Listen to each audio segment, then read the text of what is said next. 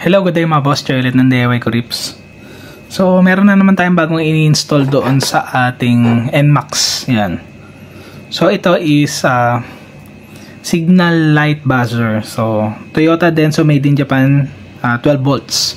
So, ito is signal light buzzer. So, every time na magsi-signal light kayo, tutunog to. Hindi ito yung first time na mag-install tayo ng buzzer, no? Meron akong video yung nagawa niyan kung paano magkabit ng buzzer doon sa NMAX B2. Kung saan nyo itatap yung mga wire, meron ng ganun, ano. Kaso nga lang, yung buzzer na nabili natin, no? E-bike yung datingan, yung tunog niya pang e-bike. Yan. So, meron ako nakita sa Shopee. Sa Shopee ko to binili. Yan. Toyota Denso. So, ito, maganda yung tunog nito, no? Sound check natin. May dalawang wire siya. So, ito is walang polarity. So, kahit na magkabaliktad yung positive at negative, pwede.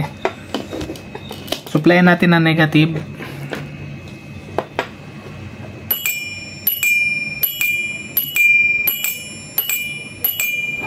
Yun. Parang bell siya, no? So, pagbaliktad rin natin.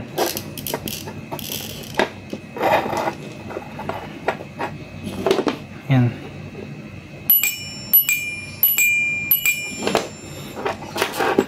Yan. So, maganda yung tunog niya. Hindi siya tunog e-bike. Bell type yung tunog niya. Hindi siya yung parang buzzer talaga na sound. Pero ito kasi, hindi nyo pwedeng ikabit directly doon sa inyong signal light. Bakit? Kasi dalawa lang wire nito, yo. Isang positive, isang negative. So, it's either kakabit nyo lang to sa left signal o kaya sa right signal. So, kailangan nyo i-modify yan. Kung etong isang to is lalagay nyo sa negative, eto, kailangan nyo ikabit sa positive ng left signal at saka ng right signal. Hindi pwedeng ang gagawin nyo dyan is yung ganito. Kukuha kayo ng dalawang wire. Yan, kukonektan nyo dyan. Tapos ito lagay nyo na to sa left. Tapos yung isa sa right signal. Hindi pwede. Maglolo ko yung signal light nyo.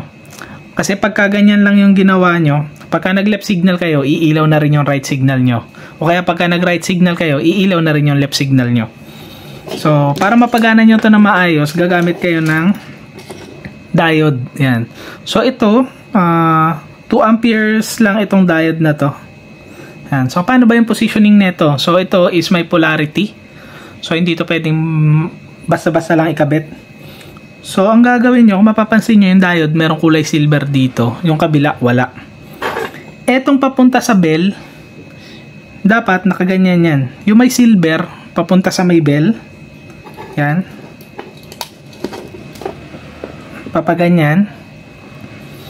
Tapos, itong wire na papunta sa signal light dito, sa kabilang end. Ito, papunta to sa left signal. Tapos, itong isang wire, papunta naman to sa right signal. Yan. So, ganun ano. Ito, pwede na natin itong pagbuhulin.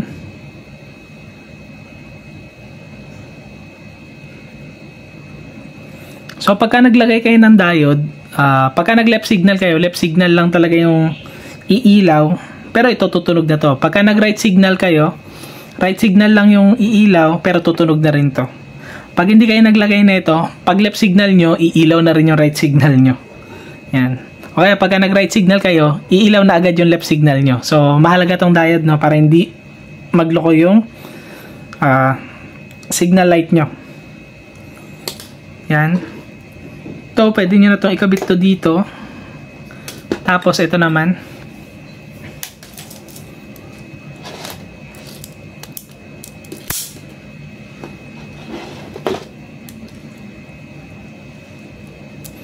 Napaka-convenient pagka meron kayong ganitong tools. Yan. So, ang gagawin ko, hihinangin ko na lang to. Yan, hinangin ko na muna to. Pati ito. Pagka to, nahinang ko to, kayo, no, pwede nyo nang i-connecta to dito. Pero ako kasi iba yung gagawin ko. Ang gagawin ko, bubuksan ko to. So, ito is, tatago ko na to doon sa loob. Yan. Pati itong diode, nandito na to sa loob. So, gagawin ko na muna, no, tapos papakita ko na lang sa inyo mamaya. Bale, ito na yung bell natin, no.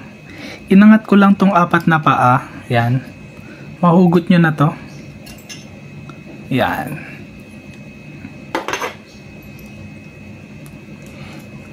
So, ang galing niya. Ito yung pumapalo dito. Kaya tumutunog siya. Pagka pinalo niya to, tutunog to. Pagbalik niya, tatamaan niya naman yung nasa kabila, tumutunog din. So, pakita ko sa inyo, no? Yan.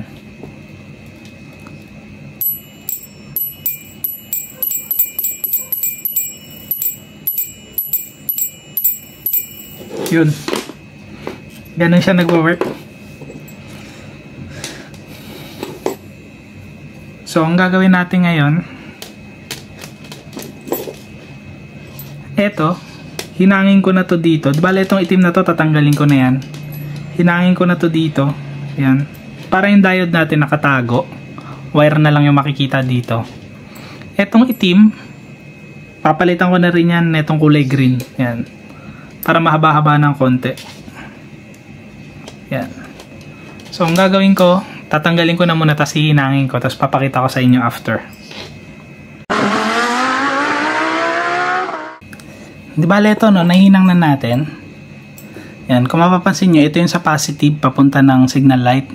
Left and right. Yung diode na may kulay silver, papunta dito.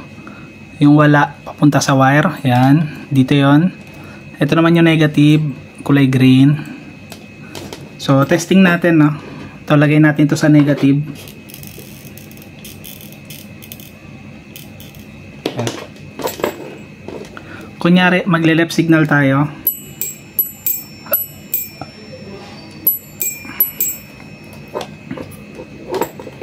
Ito naman isa, right signal kunyari. Ayan. So, okay na siya. Gagawin na lang natin. Babalik natin yung pinakatakip. Ito.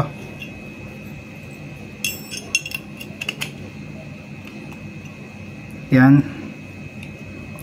Tapos topi lang natin yan.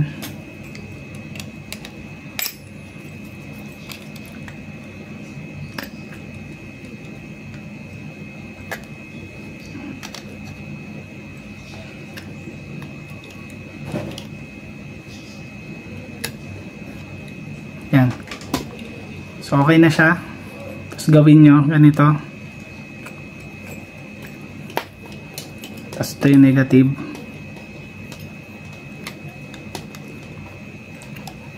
Yan. Balik nyo lang yung kung paano pinadaan yung wire kanina. Yan. Ganyan siya. So, testing ulit natin. Kulay green negative. Left signal kunyari. Right signal. Yan. Tapos, ang gagawin nyo na lang ngayon, eto, lagay nyo sa negative. Eto, papunta sa left signal at saka sa right signal. Yan. So, madali na to. So, kayo nang bahala na kung paano nyo siya ikakabit.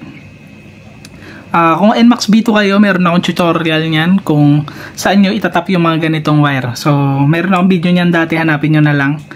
Pati yung kulay ng wire, naka-state din doon, ano.